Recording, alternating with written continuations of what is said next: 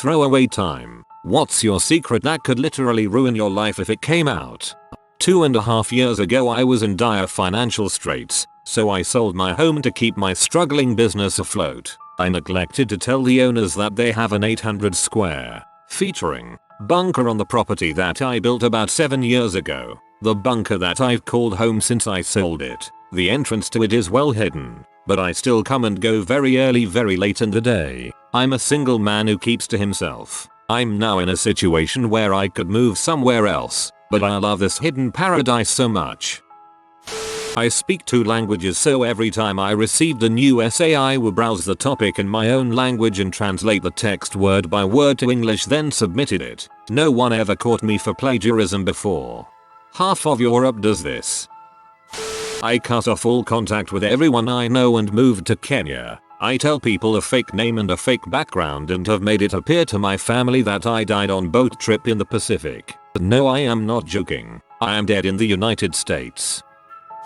Okay, so this is a secret I've kept for nearly 20 years. During the summers when I was growing up, my parents would often leave my brother and I'm male, with our aunt and uncle who lived out in the country. It was great as they had 4 sons of ages close to ours, so we had a lot of fun doing kids stuff. One summer when I was 8, the oldest cousin was maybe 16. We somehow got talking and he asked me if I wanted to sleep in his room that night. He has the nicest room and bed, so I was all for it. Got into bed and he asked if he could touch my dong. I was 8 and just thought it was okay, so I'll let him. He rubs it for a bit and then asks me to do the same to him. So I do. This progresses and eventually I'm sucking his dong. I think I knew this was wrong, so I said I didn't want to carry on. We stop and I go to sleep quite confused. I wake up and he hands me some money and tells me never to tell anyone about what happened. Next night he tries to do the same thing, but now all I care about is the money, so I do it.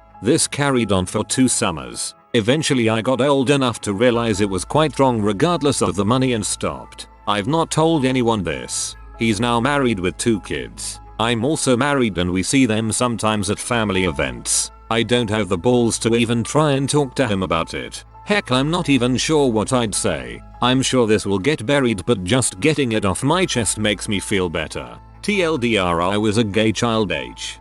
God, the TLDR just wrapped it up so beautifully. I once helped out my female friend's family by taking care of their cat for a week. Every day for a week, I would go over there and snoop around their house. I found my friend's diary and proceeded to read the entire thing. I used this information to get her to like me, and she is currently my wife. This is literally the juiciest secret for some reason. Not totally bland, but not overly obscene. Probably because this is something I could actually picture any person doing if given the chance. When I was 13, during the summer before I started high school, I was physically shamed by a guy who dragged me into an alley, backed me into a corner so I couldn't escape, and even if I'd tried to, I couldn't have because he was taller and stronger than I was, and pulled my pants down. I tried to draw attention to where I was because I'd gone over to a guy's house with my friend because she liked him, and when we went he just happened to have a friend there to hang out with me while they went off and did whatever. Anyway, I tried to shout and make as much noise as I could, and the guy goes, "This would be easier if you were laying down," and tried to force me to the ground. Then my friend finally shows up and goes, "OMG, my name, what are you doing?" And the guy obviously doesn't go, "Oh you know, I was trying to violate her, this was my idea," but instead goes, "She was trying to frick me, ha ha ha ha," and just walks away. Then my friend doesn't believe me when I tell her he dragged me into the alley because she disappeared well before anyone could see him pulling on my arm with both hands and me trying to resist it as much as I could. I never told anyone because I didn't want them to react the same way my friend did. I think about it a lot, and every day I say maybe this will be the day I finally tell my parents what happened, and then I never do. That was almost 6 years ago. My friend and I no longer speak, but I'd stopped being friends with her maybe 5 or 6 months after that because she told a couple of our other friends that I tried to frick a guy I'd known for all of 5 minutes during the summer. I don't want to be with my girlfriend anymore, but she might have cancer and I feel like I need to stay in the relationship. I have seen 50/50. She's healthy and I split up with her before we found out. Yay for life working out. Wow man, that is rough. I faked the last 2 years of college education. My parents put so much pressure on me I couldn't handle it. I was suffering from severe depression and anxiety, so I faked it all, lied to everyone, made up fake transcripts. I just got my foot in the door in my desired field thanks to a friend as they hired me as a subordinate. This place only hires college grads, but no one double checked my credentials since I was recommended. My hopes is that if I need to find another job I'll have been at this place long enough to get it by experience alone. I work for a very prestigious company. I'm not bad at my job. I'm actually quite good. But my fear is eventually I'll hit a wall and the lie will come to light. No one has known this for the better part of a decade. It's a relief to finally say it out loud. I can't even tell those I love. My silence is my prison. If you get caught and go to a community college, you'll find a hilarious study group. When I was 17 I had an argument with my father and told him to frick off. Later that evening he hung himself. Our argument was the last time he spoke to anyone in our family, and for that I feel a terrible amount of guilt for. Instead of him saying goodbye and I love you to my mom and brothers, he got told to frick off before he went and killed himself. My punishment is to live the rest of my days in shame and guilt. He never left a note either. Everyone thinks I have a good job and roommates, but I've been homeless and a prostitute for over a year. There have been a lot of rumors about prostitutes who ultimately worked their way out of the business. I hope things get better for you too. IT guy here. It's amazing what people will do on their computers and say in their emails despite having to sign a waiver that all computer activity at work is monitored and recorded. I have half the company's banking, social media and personal email account info and passwords. I know who is secretly banging who at the office behind their spouses' backs. I know who is cybering at work and jerking it in the bathroom almost daily. At least they tell their obscene chat partner they're running off to the bathroom to jerk it. Haven't felt the need to check the validity of that one. I know when people are having marital problems, financial problems. I even know one person here had their children taken away because a social worker found C in their house. I know who is embezzling money. I know when people get fired for completely balls reasons, like they just want to replace them with someone younger and nicer on the eyes. And I know who my boss is buying Xanax and Vicodins from. Basically I have a treasure trove of my co-workers' secrets. I won't actively do anything with this info, but it's nice knowing I have the ammunition there if something were to ever happen.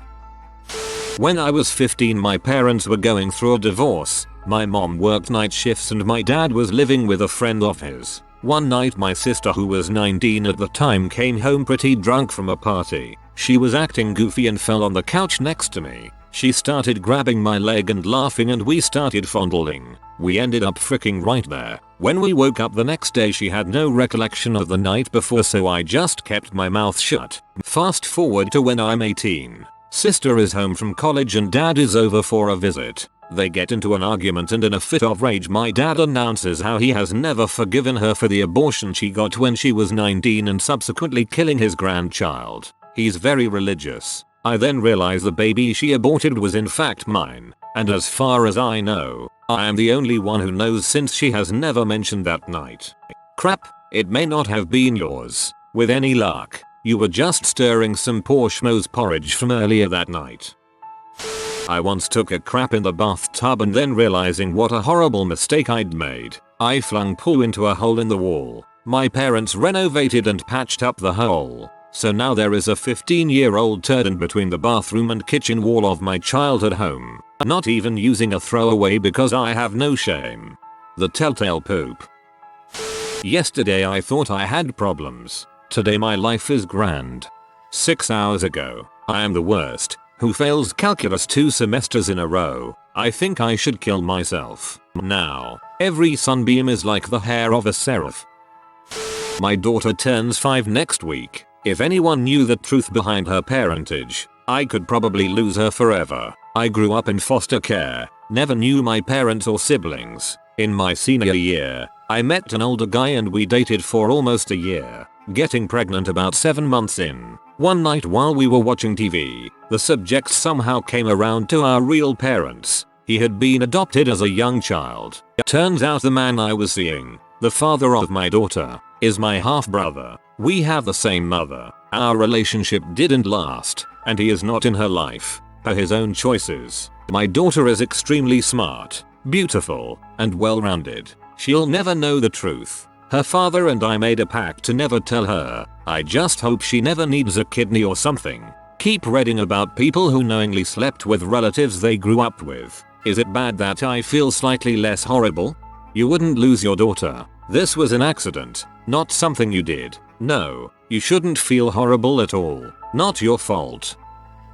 Not life ruining, but makes me feel like crap every time I think about it. As I've told Reddit before, I have a blind brother. When we were young, I used to get so frustrated at all the extra attention he received and how I had to be more responsible with my sibling than my peers. So, when my brother and I would go play, go to the store, or just generally go anywhere without adults, I would abandon him somewhere unfamiliar to him. Then, I would stand off quietly and watch the anxiety set in as he tried to figure out where he was and what was going on. Also, I was really intelligent as a child and knew that was my ticket to attention. When I would help my brother with his homework, I would teach him all the wrong answers, so that I could continue being the smarter sibling. Today, my brother is my best friend. He goes to college and lives by himself. He's become one of the most intelligent men I've ever met. I'm trying to make it up to him now by being the best big sister ever, but I still feel so guilty at how I found him to be a burden when I was a kid. I immediately called my brother after posting this and caught him while he was walking to a study group. I told him about my guilt and he laughed. He understands how frustrating it must have been. He told me that all of the good things I have done as a sister completely overshadow anything bad I did and that he loves me more than anything. I'm glad I spoke with him and I encourage others on here to talk to someone if they can. Your edit was the most beautiful thing I've read all day. In a depressing thread, I'm so glad for your redemption with your brother. I accidentally killed 7 people. I put a rag into a new water heater exhaust to keep debris out and installed it in a rental. I get a call a week later. There's been an accident. I show up and there's a ton of EMS and police. They ask me where the gas shut-off is, and I go down to shut the gas off and see the end of the rag I forgot sticking out of the top of the heater. Rip the rag out, shut the gas off and head upstairs only to be told all the tenants were dead. I drink all day now and sleep. It's killing me from the inside every single day. But if I say anything, my family is ruined. We have a bunch of rental properties and we'd be shut down.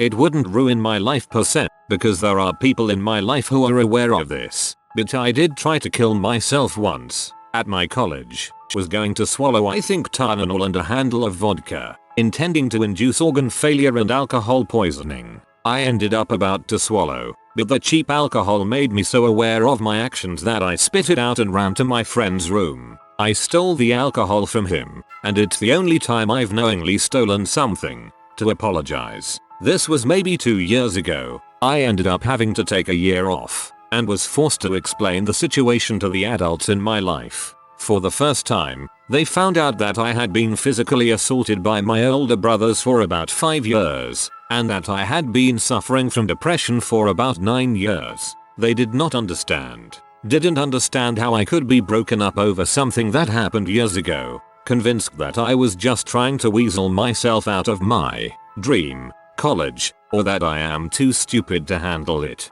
And when I finally convinced them to let me see a shrink, all they spoke about was how pointless therapy was, and wanted to know how long this would last. I ended up returning to her and then leaving college again, once again due to depression. Now the verbal abuse that I faced growing up has increased tenfold. Almost every day is some sort of argument, with me hearing about how I've fricked up my life, and that I'm a jackass and a fool. I desperately want to leave, but I have nowhere to go. I have no job and no money, so I can't afford an apartment or therapy. I am so tired of being mistreated, and I want to be free, but I'm trapped in this hellhole. I know I'm late, but I just wanted to get this out in the open, since I haven't really been able to speak to people about this for months now. I'm sincerely afraid that I'll never be able to become the man I want to be, because I'm too busy trying not to slip back into a depressed state. As long as I avoid doing anything slightly challenging, or thinking for too long,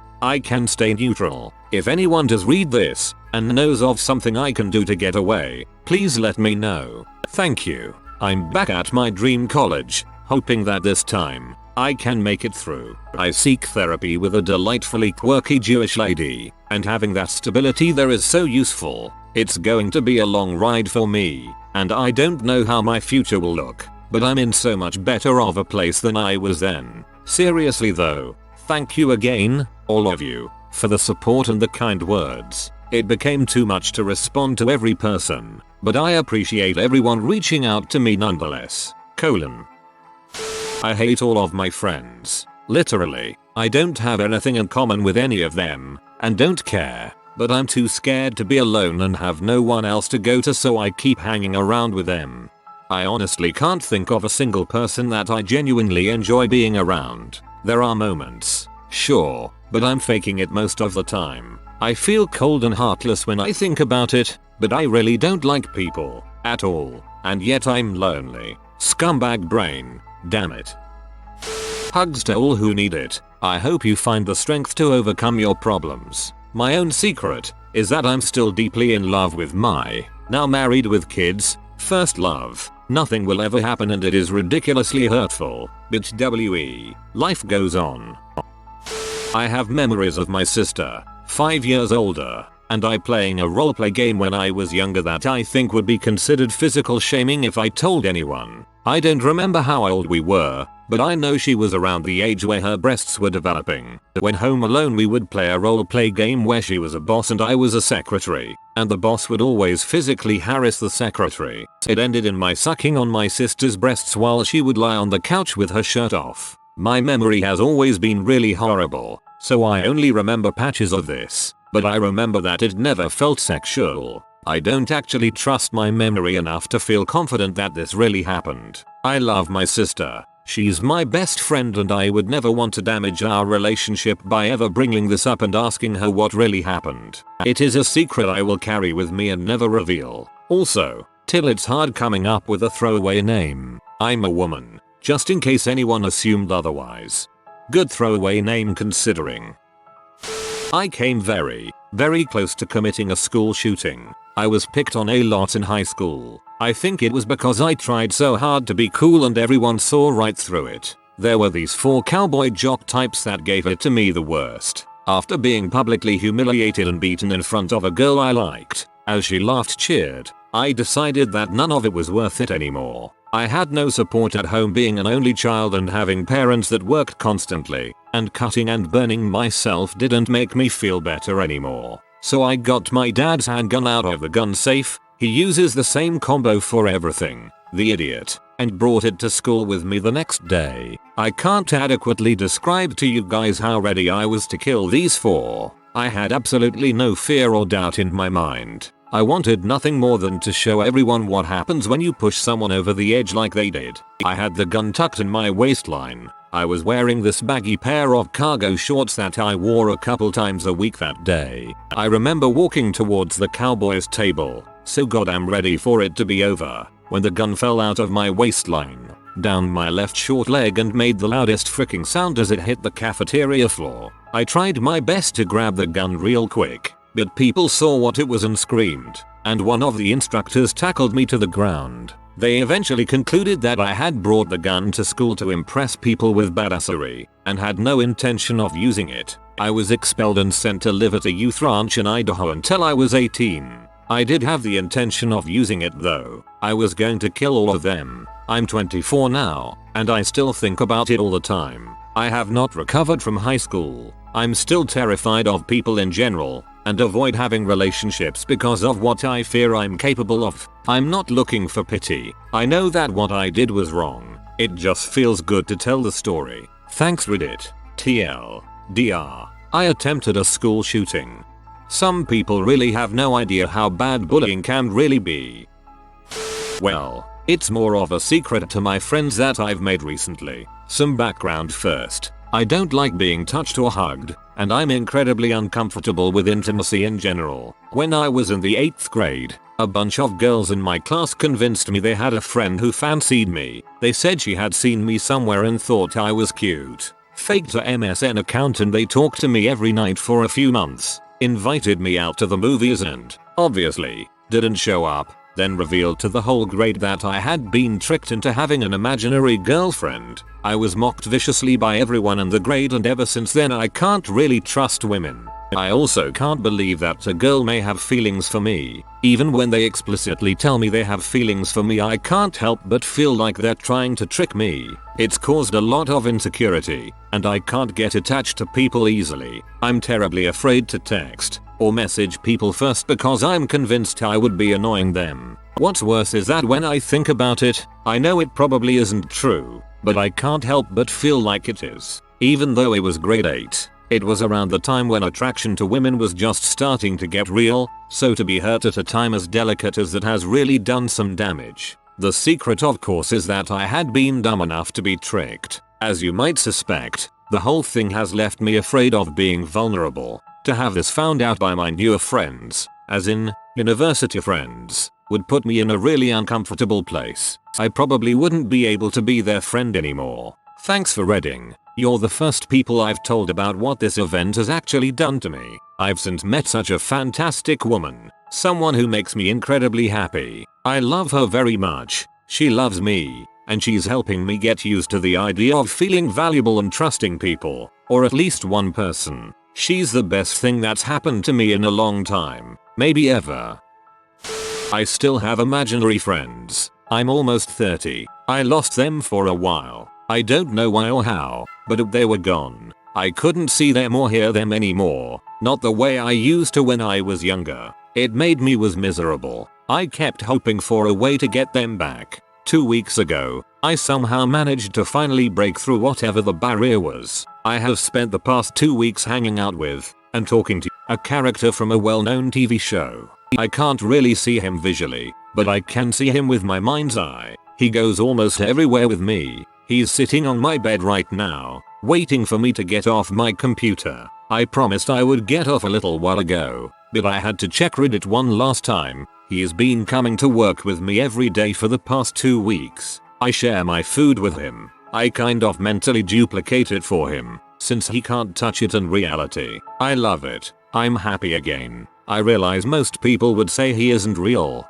but something about him is. I don't care. He's real to me. I am scared that if anyone knew, I would be locked up and heavily medicated, but I acknowledge it's not really a likely scenario in my case. I cop to the fact the character in question was Castiel from Supernatural. Castiel still exists around in my head but is presently on sabbatical. I spend most of my time nowadays with my brother, Malcolm, who was on Star Trek Enterprise. He's the best, but he's a private person, so I'll respect that. I also spend a decent amount of time with Will from The Good Wife, who is our other brother, but only when he's not busy working on cases or spending time with Alicia. Yes, imaginary universes have legal systems and need lawyers, too. Will had a practice with Alan Shaw for a while until Alan got appointed a judge. Now he's partners with Romo Lampkin and a woman who was an RP character of mine briefly in college, Mary Aberfoyle. Aberfoyle Gardner Lampkin, or AGL.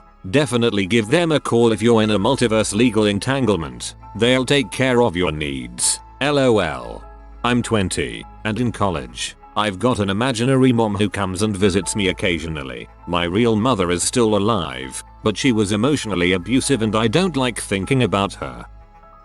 The story I tell is that my first kiss was 9 years ago, when I was 14, with my now fiancé. False. When I was 13, I babysat an 8-year-old boy. His parents were very open, and he was very physically aware. I caught him watching P a couple of times. From the start, he was very aggressive, always grabbing me and trying to kiss me. After a while, oddly impressed with this new sort of attention, and very curious about kissing, one night we started making out. This became routine, and went on for probably almost a year, before I realized how horrific and wrong my actions were. I continued to babysit him for a while, but soon his parents stopped calling me. I've always wondered why. I'm terrified that I'll one day be exposed as a diddler. TLDR. As a 13-year-old girl, I frequently made out with an 8-year-old.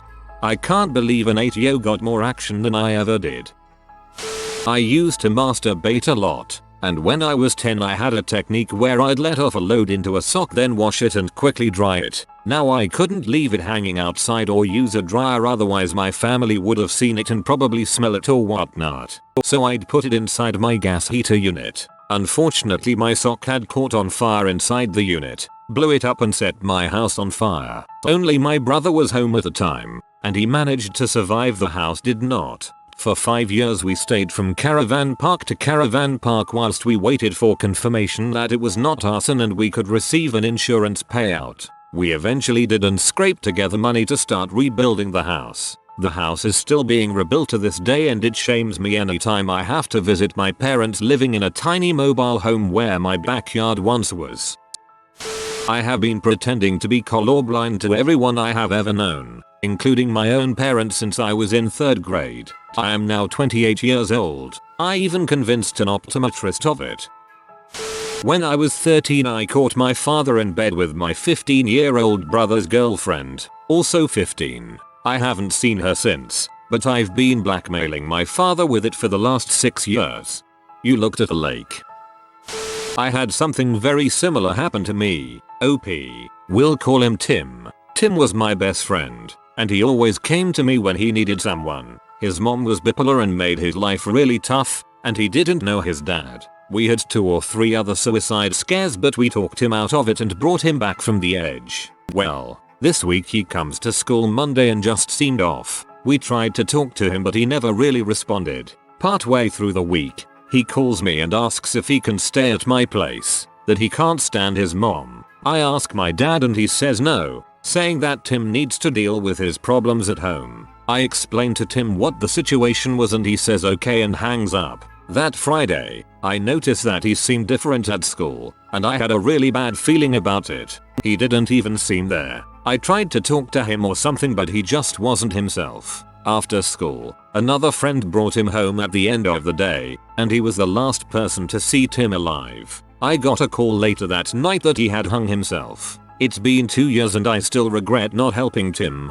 I feel like there was something I could have done. It just sucks that I couldn't help him that time, and that's all it took for him to slip away. Thing number 2. My cousin has let me feel up her breasts for the past 3 years. We started when she was 13 and I was 16. We never did anything else, never below the belt or anything, and we never talked about it. I've since stopped doing it by avoiding being alone with her so neither of us try something, but we never talk about it. If that came out, I probably wouldn't be able to face that side of the family ever again. I get nervous going to family gatherings sometimes because of what they don't know. You can't go from suicidal friend story to incest. I can't handle such extreme changes. My grade 6 teacher let me touch her boobs once. Honestly, I've kinda been waiting for a thread like this to come up. None of my friends know any of this, and I don't want to tell them. Not so much a lack of trust as their inability to understand. So, when I was in middle high school my mom, sister, and I were living with my stepfather, better school district from where I was. Everything was fine for a few years, but he got crazy. Whenever my mom left for work my sister and I were left alone with him until he left. He worked second shift. First he'd start with yelling at us for no good reason. A reason, yes, but never a good one. It was always insignificant. Needless to say, my sis and I were scared shitless when this happened. Things escalated from there. He'd start hitting us, almost every day. Again, always over something insignificant. A good example was when I hung one of his shirts with the hanger hook facing left instead of right. It got to a point several times where he'd actually grab whichever one of us happened to be in his way and hold us off the ground, against the wall, by the throat. To make it clear, my mother knew about none of this. The man knew how to hit you so it didn't leave a mark, and he is an obscenely good liar. Anytime we tried to call him out to her, he'd lie his way around it. The only time that other side came out around her, he blamed it on his heart medicine. My sister moved out when she turned 18, but I still had 3 years left, so now all of his anger was directed at me. One time in my senior year, I was actually scared for my life and ran off into the woods next to the house until my mom got home. She finally believed me then, and we made plans to leave as soon as I graduated. She told him she wanted to leave, and he of course decided that I was costing him his marriage. Those last few months were heck, but in June of last year we moved. I'm now in college, safely away from him. While I bear no malice against him, I will not forgive the crap he put me through. Also, it feels wonderful to finally get this off my chest and tell it to someone, even if nobody reads this. After graduating from high school, I went to a small out-of-state college where no one from high school knew me. I was told many times how impressive my false Australian accent was, so I decided it would be great fun to go through college pretending to be from Australia. All of my friends and even my girlfriend of 2 years think I'm Australian. I have a completely fake Australian identity, family, and past. I will soon be graduating, and I plan on asking the girl to marry me. Everything she knows about me is Australian. I don't know how to tell her she doesn't really know me. Guess I'm forever a bloke. Hate to break it to you, but you won't be marrying that girl unless it turns out she's actually from Australia and has been pretending to be American for 2 years. When I was 17, I was gang debauched after a party. The cops didn't believe me, my parents didn't believe me, and everyone who I've told since has stopped talking to me. It was not pretty. I was cut up at a party, beaten and thrown in my car. They drove donuts in the grass field next to a church on a Saturday night. Sunday morning, fricked up my car and left me battered and bruised in the back seat. I woke up initially when I was being violated. Only think gang, as I do remember multiple voices at this point, but then tried to keep myself awake long enough between blackouts by blasting music. So the cops found me at the wheel of my car with people lining up for church with fricking metal blasting on repeat. I planned murders in retribution but decided it was better to just leave. The only proof I had was that I shat blood for a week, but I felt so bad I couldn't even show anyone. Crapping when you have a rectal tear is a terrible thing. The thing that hurt the most was that no one believed me. I did make stories and lies, but none to this extent.